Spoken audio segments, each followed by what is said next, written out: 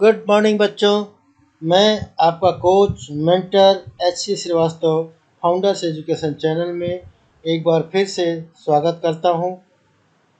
मैं आज लेकर आया हूं इंग्लिश पोर्शन का जो ट्रांसलेशन का हम कर रहे थे, उसमें इंग्लिश स्पीकिंग कोर्स के जो हम बोल रहे थे कि क्या क्या हमारे पास इसेंशियल्स हैं, तो उसमें अगला पॉइंट हमारा है और वो अगला पॉइंट है हमारा प्रोनाउंस के बारे में। ठीक है बच्चों, इस पे बहुत ज़्यादा ध्यान देना होता है क्योंकि इसमें अक्सर गलतियां हो जाती हैं प्रोनाउंस के लिए। ठीक है, तो इसमें ध्यान देना है कि इसके लिए एक चार्ट मैं आपको दे रहा हूँ, इसको आप नोट कर लीजिए।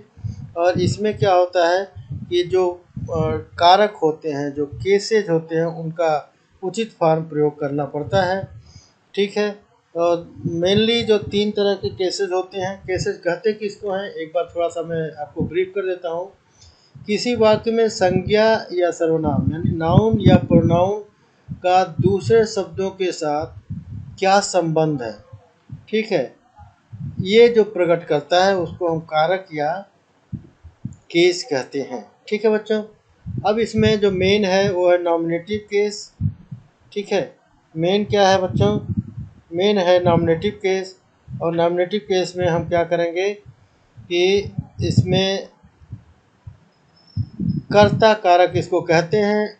और इसको डिफाइन कैसे करते हैं, तो जब किसी नाउन का प्रयोग किसी वर्ब के कर्ता के रूप में होता है, जब किसी नाउन का प्रयोग किसी वर्ब के कर्ता के रूप में होता है, ठीक है, तो उसको हम नॉमिनेटिव केस कहते हैं। और जैसे एग्जांपल लेते हैं कि रोहन कॉल्ड मी। ठीक है, जैसे हम कहते हैं, लिख लेता हूँ मैं,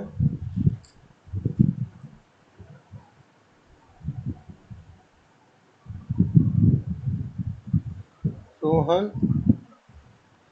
कॉल्ड मी। ठीक है, तो इसमें क्या हो गया, ये जो रोहन है ये नॉमिनेटिव केस है। ठीक है, तो ऐसे he comes to me every day. अगला एक और देखते हैं, he comes to me every day. तो यहाँ पे ही जो है नॉमिनेटिव केस में है, ये सब्जेक्टिव फॉर्म है, तो ये हमें ध्यान रखना है। तो ये सारे हमारे प्रोनाउन के, इसमें जो है नॉमिनेटिव केस में प्रोनाउंस कौन कौन से होते हैं, तो ये होता है I, we, you, he, she, it and they. ये सारे नॉमिनेटिव केस के प्रोनाउन हैं। ऑब्जेक्टिव फॉर्म जो होता है इनका, जो ऑब्जेक्टिव केस होता है वो क्या होता है, इसको एक्यूजेटिव केस भी कहते हैं। जैसे बोलूँ कि ही शी लव्स मी। ठीक है, शी लव्स मी, तो यहाँ पे ऑब्जेक्टिव केस में क्या हो जाएगा, मी हो जाएगा। ठीक है, I am going to him. अगला एक करूँ, I am going to him. ठीक है, तो यहाँ पे हिम ऑब्जेक्टिव केस में हो जाएगा। तो ये ऑब्जेक्टिव केस के कुछ प्रोनाउंस हैं, वी है, अस है, यू है, हिम है, हर है, इट है, देम है। तो इसके लिए अगर सब्जेक्टिव केस में हम आई यूज़ करते हैं, तो ऑब्जेक्टिव केस में हम क्या यूज़ करते हैं, वी यूज़ करते हैं। तीसरा आता है पॉजेसिव फॉर्म। पॉजेसिव फॉर्म में क्या होता है, जो किसी के अधिकार संबंधी बात करता है। जैसे मैं कहूँ कि दिस इज़ राम्स बुक, या this is she is his wife. जैसे मैं कहूँ शी इज़ हिज वाइफ। ठीक है, क्योंकि हमें प्रोनाउन के बारे में हम बता रहे हैं स्पेशली, तो ये देखिए हिज यहाँ दिया हुआ है। तो पॉजेसिव फॉर्म है, this is my pen, this books belong to, this book is ours. ठीक है, तो ये सारे हमारे पॉजेसिव फॉर्म के प्रोनाउंस हैं, इसको ध्यान रखिएगा। अब ये रिफ्लेक्टिव फॉर्म है, जैसे I have written this essay myself. ठीक है, माई सेल्फ, तो ये ऐसे रिफ्लेक्शन करना होता है, तो ये सब यूज़ करते हैं, myself, yourself, ourself. ठीक है, योर सेल्फ का प्लूरल में करना होता है तो योर सेल्फ्स हो जाता है, हिमसेल्फ हो गया, herself, itself and themselves. ठीक है, तो जब भी प्लूरल होगा तो इसका प्लूरल फॉर्म यूज हो जाएगा, SELVES कर देंगे एफ की जगह पे। और डबल पॉजिटिव में होता है माइन। ठीक है, this book belongs to me अगर हम करते हैं तो अगला पॉजिटिव डबल पॉजिटिव फॉर्म में क्या होता है, दिस इज माइन बुक। ठीक है, दिस इज आवर्स पेन। ठीक है, इस तरह की चीज़ें तो इसको ऐसे यूज करते हैं, इसको भी आपको बहुत ज़्यादा ध्यान में रखना है। ठीक है, तो ये चीज़ बहुत ध्यान रखना है। प्रोनाउंस का जो केसेस है वो क्या क्या है और उनको कैसे यूज करना है ट्रांसलेशन करते समय, ये एसेंशियल ये भी है ट्रांसलेशन के। अगले पोर्शन की तरफ बढ़ते हैं और अगला पोर्शन है कि इनडायरेक्ट स्पीच। ठीक है, इनडायरेक्ट स्पीच का मतलब क्या हुआ, जहाँ तक संभव हो हिंदी से अंग्रेजी में अनुवाद करते समय इनडायरेक्ट स्पीच का प्रयोग करना चाहिए, इससे अनुवाद की सुंदरता बढ़ जाती है। इनडायरेक्ट स्पीच, डायरेक्ट स्पीच ये हम आपको अलग से भी पढ़ाएंगे तो वहाँ और आपको क्लियर हो जाएगा। अगली चीज़ आती है पंक्चुएशन। ठीक है, अगला इसेंशियल क्या है ट्रांसलेशन के लिए, पंक्चुएशन। अनुवाद करते समय उचित मार्क्स ऑफ पंक्चुएशन। ठीक है, मार्क्स ऑफ पंक्चुएशन हमें यूज करना है। अब मार्क्स ऑफ पंक्चुएशन क्या क्या है, फुल स्टॉप है। ठीक है, फुल स्टॉप है, कामा है, full stop, comma, semi colon, marks of interrogation, ये सारी चीज़ें हैं जो पंक्चुएशन की श्रेणी में आती है। इनका विशेष ध्यान रखना चाहिए और इनका उचित प्रयोग वाक्य के भाव को, इसका अगर उचित प्रयोग करेंगे तो उचित अर्थ देता है और अगर अनुचित प्रयोग कर दिया आपने तो ये आपको इसका अनुचित अर्थ देगा। तो ये चीज़ ध्यान रखना होगा आपको कि इसका अनुचित प्रयोग वाक्य के भाव को अनुचित रूप से प्रभावित कर देता है। ठीक है, तो ये ध्यान रखना है आपको। 8वां चीज़ है जो 8th पॉइंट है, रूल्स ऑफ प्रॉक्सिमिटी। इसमें अक्सर लोग गलती करते हैं बच्चों, ये ध्यान रखना है आपको। समीपता का नियम इसको बोलते हैं। इंग्लिश में अनुवाद करते समय शब्द क्रम। ठीक है, इंग्लिश में अनुवाद करते समय जो शब्द क्रम है इनका विशेष ध्यान रखना होता है। शब्द क्रम का, ऑर्डर ऑफ वर्ड्स का विशेष ध्यान रखना होता है। ठीक है, जो चीज़ें एक साथ मानी जाती हैं उन्हें एक दूसरे के समीप रखा जाता है। जो चीज़ एक साथ मानी जाती है, जो चीज़ एक साथ मानी जाती है उनको एक दूसरे के समीप रखा जाता है। ठीक है, एक दूसरे के समीप रखना चाहिए। जैसे एक वाक्य लेता हूँ मैं, इसके उदाहरण को इसको समझने के लिए, समीपता के नियम को समझने के लिए। और ये उदाहरण क्या है कि मैं व्यक्ति की निंदा नहीं, प्रणाली की निंदा करता हूँ। अगर कोई कहना चाहता है कि मैं किसी व्यक्ति की निंदा नहीं करता बल्कि इस प्रणाली की निंदा करता हूँ, तो इसमें अक्सर लोग कर देते हैं समीपता का नियम। जिनको नहीं पता वो क्या लिख सकते हैं, जो इनकरेक्ट होगा वो क्या होगा, it is not the system but the individual that I condemn. ठीक है, अब इसमें केवल समीपता की बात है, ये समीपता हमने चेंज कर दिया है तो इससे अर्थ का अनर्थ हो गया है। उपरोक्त वाक्य में शब्द क्रम गलत हो जाने से अर्थ उल्टा हो गया है। जैसे दैट शब्द का प्रयोग इंडिविजुअल के साथ ना होकर के किसी के साथ किया, हमने सिस्टम के साथ कर लिया है। सिस्टम के साथ होना चाहिए था, इंडिविजुअल के साथ ना होकर के सिस्टम के साथ होना चाहिए। किसका प्रयोग, दैट का प्रयोग, जिसको आपको कंडेम करना है, जिसको आपकी निंदा करना है।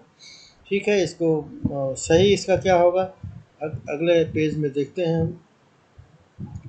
इसका करेक्ट होगा, it is not the individual but the system that I condemn. System को आप की निंदा करते हैं, ना कि इंडिविजुअल की निंदा करते हैं। तो ये आपको ध्यान रखना है। ठीक है बच्चों, इस संबंध में एक राइटर थे रेन और मार्टिन, ये दो विद्वान थे जो अपने प्रसिद्ध ग्रामर की पुस्तक में लिखा है इसके बारे में कि owing to faulty arrangements of word.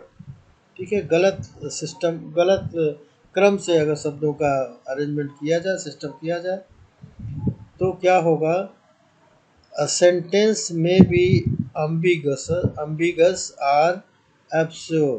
ठीक है, ambiguous और obscure इन द मीनिंग। ठीक है, जो बहुत भद्दा हो जाता है अर्थ के मामले में, या it may be turn into perfect nonsense, या तो एक बिल्कुल ही बेहुदापन टाइप नज़र आएगा।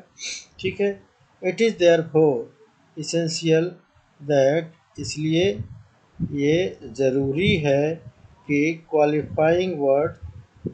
qualifying words, phrases and clause should be placed as near as possible to the word। किसके नज़दीक आपको प्लेस करना है? विच देरे पर, जिस शब्द के बारे में, जिस चीज़ के बारे में वो बताते हैं। कौन सा वर्ड, क्या चीज़ बताते हैं? क्वालिफाइंग वर्ड है, फ्रेज है, ये किसके लिए बता रहे हैं, किसके लिए हमने इनको यूज़ किया है, उसके जितना नज़दीक से नज़दीक हो सके उसको रखना चाहिए। और नेक्स्ट पॉइंट है टेंसेज का। और टेंसेज का आपने देखा कि हम पिछले वीडियो ढेर सारे वीडियोस बना चुके, सारे टेंसेज को हम कवर कर चुके हैं। तो अनुवाद करते समय उचित टेंस का प्रयोग करना चाहिए। ठीक है, इसके लिए तीसरे वीडियो में जो है हमारा तीसरा वीडियो, अगर इंग्लिश का प्लेलिस्ट में देखेंगे तो उसमें हमने एक संक्षिप्त सा चार्ट भी दिया है। ठीक है, एक संक्षिप्त सा चार्ट भी दिया है जो आपके लिए बहुत ही कीमती खजाना साबित होगा, क्योंकि उस चार्ट को आप चार्ट पेपर पे बना करके अपने स्टडी रूम में सामने पेस्ट कर सकते हैं और उसको एज एंड व्हेन रिक्वायर्ड आप रेफर कर सकते हैं। ठीक है बच्चों, तो ये ध्यान रखिएगा। अगले बात आती है वर्ब का। ट्रांसलेशन के लिए ये बहुत इम्पोर्टेंट चीज़ है। वर्ब का तीनों फॉर्म का ज्ञान आवश्यक है। जैसे तीनों फॉर्म में गो, वेंट, गॉन। एक एग्जांपल दिया मैंने। गो क्या है? ये प्रेजेंट टेंस का बात है, प्रेजेंट टेंस का है। वेंट जो है पास्ट का है, और गॉन जो है पास्ट पार्टिसिपल का है। ठीक है, अब बच्चों एक और सिस्टम आता है, एक और टाइप आता है, वर्ब का फॉर्म आता है जिसमें आईएनजी लगाते हैं, जिसमें आईएनजी लगाते हैं और उसको हम बोलते हैं प्रेजेंट पार्टिसिपल, प्रेजेंट पार्टिसिपल। ठीक है, तो वो होता है, जैसे इसी में अगर करूँ तो ये हो जाएगा गोइंग। तो ठीक है, मेनली 4 फॉर्म वर्ब के यूज होते हैं, तो इसको आपका ज्ञान रखना बहुत ज़रूरी है। ठीक है, तो अभी तक हमने आपसे चर्चा किया कि कोई भी ट्रांसलेशन करने के लिए क्या क्या एसेंशियल चीज़ें हैं जो हमें जानना ज़रूरी है ट्रांसलेशन से पहले। दूसरी चीज़ हमने चर्चा किया कि कितने तरह के टेंसेज हैं, कितने तरह के वाक्य हो सकते हैं, अफर्मेटिव, निगेटिव, इंट्रोगेटिव, निगेटिव, ये ढेर सारे तरह की चीज़ों के से हम चर्चा कर चुके हैं। अभी आगे जो है 2-3 एक्सरसाइजेज मैं दूंगा आपको, जो वेरियस टेंसेज के ऊपर पैराग्राफिक फॉर्म में ट्रांसलेशन होगा, और उसके बाद हम चलेंगे ग्रामर पोर्शन की तरफ, और उसमें हम पढ़ेंगे डायरेक्ट इनडायरेक्ट को। तो ये धीरे धीरे ये क्रम चलता रहेगा। जो लोग भी नए आए हैं सिस्टम में, इसको सब्सक्राइब जरूर कर लीजिए, जो लोग इस सिस्टम में नए आए हैं। ठीक है, जो लोग भी इस सिस्टम में नए आए हैं प्लीज़ सब्सक्राइब कर लीजिए, और सब्सक्राइब करके बेल आइकन ज़रूर दबाइएगा ताकि आपको नोटिफिकेशन टाइम से मिलता रहे। और जो लोग पुराने हैं उसको लाइक करते रहिए और ज़्यादा से ज़्यादा लोगों तक शेयर करते रहिए। इसमें आपकी कमी नहीं आनी चाहिए। जितने ज़्यादा शेयर करेंगे उतना ही हमारा उत्साहवर्धन होगा, और उतना ही हम आपको बेहतर तरीके से अच्छी अच्छी चीज़ें लेकर आएंगे। आज के लिए इतना ही, मिलते हैं अगले वीडियो में। तब तक के लिए खुदा हाफिज़, bye bye, see you, take care, thank you.